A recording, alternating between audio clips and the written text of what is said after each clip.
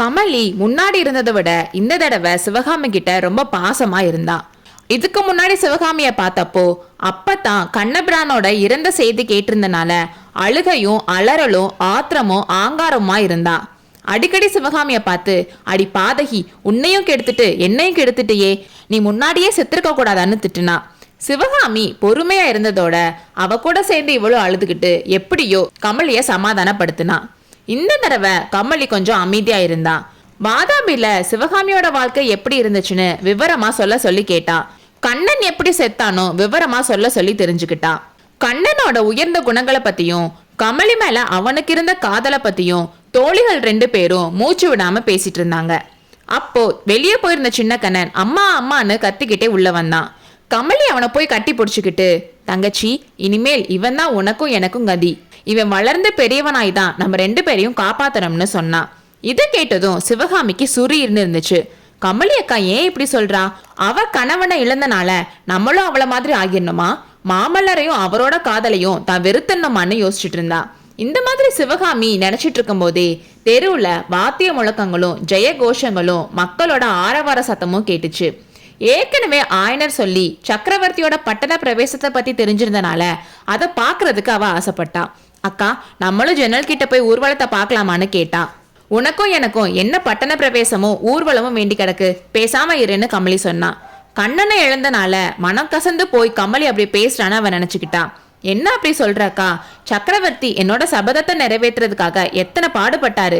அவரோட விஜய உற்சவத்தை மக்கள் எல்லாம் கொண்டாடுறப்போ நாம மட்டும் அவ சொல்லிட்டு இருக்கும் போதே கமலி குறுக்கிட்டு, நீயும் ஆச்சு, உன் சபதமும் ஆச்சு, உன் சக்கரவர்த்தியும் ஆச்சு, அடி பைத்தியமே, உனக்கு மான ரோஷம்லாம் எதுவுமே இல்லையா?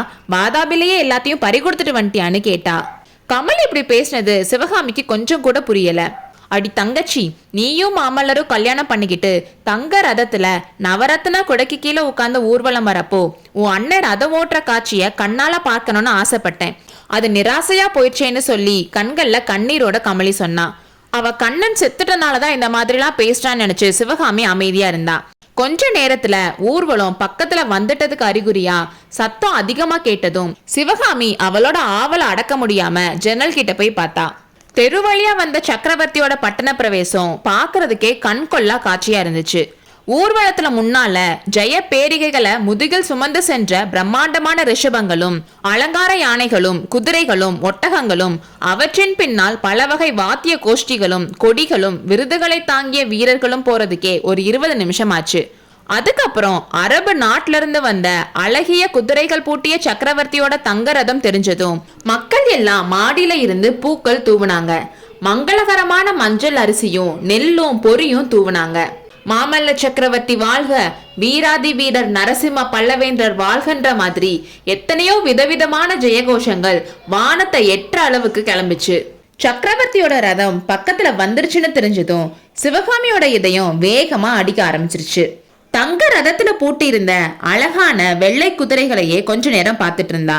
அதுக்கப்புறம் ரொம்ப கஷ்டப்பட்டு கண்களை திருப்பி அந்த தங்க ரதத்து மேல இருந்த ரத்தின சிம்மாசனத்தை பார்த்தா. ஆஹா, இது என்ன? சக்கரவர்த்திக்கு பக்கத்துல உட்கார்ந்துருக்க அந்த பொண்ணு யாரு? சிவகாமியோட தலையே சுத்துச்சு. ஜன்னல் வழியா தெரிஞ்ச வீடுகள் எல்லாம் சுத்துச்சு. தங்க ரதம் சுத்துச்சு. அதுக்கு முன்னாலே பின்னாலே வந்த யானை குதிரை பரிவாரங்கள் எல்லாமே சுத்துச்சு. சிவகாமி சுவத்தை கையால கெட்டியா பிடிச்சுக்கிட்டு மறுபடியும் நல்லா பார்த்தா. உண்மைதான், அவளோட கண்ணு அவளை ஏமாத்தல. மாமல்லருக்கு பக்கத்துல ஒரு பொண்ணு தான் உட்கார்ந்துட்டு இருக்கா. ஆஹா, எவ்வளவு அழகா இருக்கா அவ. முகத்துலதான் என்ன கலை. அக்கா, யார் இவ? சக்கரவர்த்தி பக்கத்துல உட்கார்ந்துருக்கவன்னு கமலி கிட்ட கேட்டா. இது என்ன கேள்வி? அவள் தான் பாண்டிய குமாரி, மாமல்லரோட பட்ட மகிழ்ச்சி. வேற யார் அவர் பக்கத்துல உட்கார முடியும்னு கமலி சொன்னா. அக்கா, அவருக்கு கல்யாணம் ஆயிடுச்சான்னு சிவகாமி கேட்டா. அடி பாவி, உனக்கு தெரியாதா என்ன? யாரும் சொல்லலையா? உனக்கு எல்லாம் தெரியும்னுல நான் நினைச்சேன். மாமல்லருக்கு கல்யாணம் ஆகி 9 வருஷம் ஆயிடுச்சே. அந்த சதிகார மகேந்திர பல்லவன் மகனுக்கு கல்யாணத்தை பண்ணிட்டு தானே கண்ணை மூடினான்னு கமலி சொன்னா. அவரையே திட்டுற கமலி நல்லதைத்தான் செஞ்சிருக்காரு. இப்போதான் எனக்கு உண்மை தெரியுது. நான் எவ்வளோ பெரிய முட்டாள்னு புரியுதுன்னு சிவகாமியோட உதடுகள் முணுமுணுத்துச்சு. என்னடி ஒளர்ற? மகேந்திரர் நல்லதை செஞ்சாரா? குடிய கெடுக்கிறதுக்கு பயப்படுற ஆளே அவர் இல்லையேன்னு கமலி சொன்னா. கொஞ்ச நேரம் வரைக்கும் சிவகாமி கண்ணிமைக்காம அந்த தம்பதிகளை பார்த்த மாதிரியே நின்றுட்டு இருந்தா. தங்க ரதம் அதை தாண்டி போச்சு. அதுக்கடுத்து பட்டத்து யானை வந்துச்சு. அதுக்கு மேல உட்கார்ந்திருந்த குழந்தைகளை பார்த்து இவங்க யாருன்னு சிவகாமி கேட்டா. வேற யாரு, பல்லவ குலம் தலைக்க பிறந்த பாக்கியசாலிகள் தான். மாமல்லருக்கும் பாண்டியகுமாரிக்கும் பிறந்த குழந்தைகள். பையன் பேரு மகேந்திரன், மகளோட பேரு குந்தவி. இதெல்லாம் உனக்கு தெரியவே தெரியாதான்னு கமலி கேட்டா. சிவகாமி எதுவுமே பேசவே இல்லை.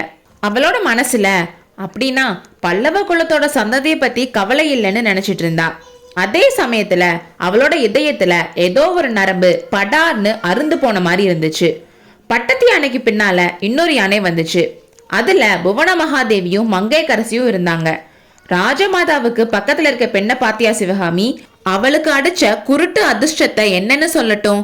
பழைய சோழ குலத்தை சேர்ந்தவளாம், மங்கையர்க்கரசின்னு பேராம். நெடுமாற பாண்டியனை இந்த அதிர்ஷ்டக்காரி கல்யாணம் பண்ணிக்க போறாளாம். ராஜகுலத்துல பிறந்தா அந்த வாழ்க்கையே வேறதான்னு சொல்லிட்டு வந்த கமலி சிவகாமி அங்கிருந்து கிளம்பி போனதை பார்த்துட்டு அடியே ஏன் போறன்னு கேட்டா. உண்மையிலேயே கமலி கடைசியா சொன்னது எதுவும் சிவகாமியோட காதுல விழுகவே இல்லை. பட்டத்து யானை மேல இருந்த குழந்தைகளவே பார்த்துட்டு இருந்தவ அந்த யானை போனதும் ஜன்னல் கிட்ட இருந்து எந்திரிச்சு போனா. வீட்டு முற்றத்தோட ஒரு ஓரத்துல உட்கார்ந்து ரொம்ப நேரம் சித்த பிரம்ம புடிச்சவ மாதிரி ஒரு சிலை மாதிரி உட்கார்ந்துருந்தா. ஊர்வலம் முடிஞ்சு போனதுக்கு அப்புறம் கமலி அவகிட்ட வந்து அடியே ஏன் இப்படி உட்கார்ந்துருக்க? அழுது தொலையேன். சக்கரவர்த்தியை காதலிச்சா என்ன, அழுகிறதுக்கு கூடவா உனக்கு உரிமை இல்லாம போச்சுன்னு சொன்னான். சிவகாமிக்கு எங்க இருந்தோ திடீர்னு அழுக வந்துச்சு. வறண்டிருந்த அவளோட கண்கள்ல கண்ணீர் வெள்ளம் மாதிரி பெருக்கெடுத்துச்சு. கமலியோட மடியில குப்புறப்படுத்திக்கிட்டு விம்மி விம்மி அழுதா. ஒரு 20 நிமிஷம் அழுந்ததுக்கு அப்புறம் அவளோட கண்ணீர் நின்னுச்சு. சிவகாமியோட இதயத்துல இருந்து ஒரு பெரிய பாரம் இறங்கினது மாதிரி அவளுக்கு தோணுச்சு. இதற்கு முன் அவள் என்றும் அறியாத அமைதியும் சாந்தமும் உள்ளத்திலே குடிகொண்டன. கடைசி அத்தியாயத்தில் சந்திப்போம்.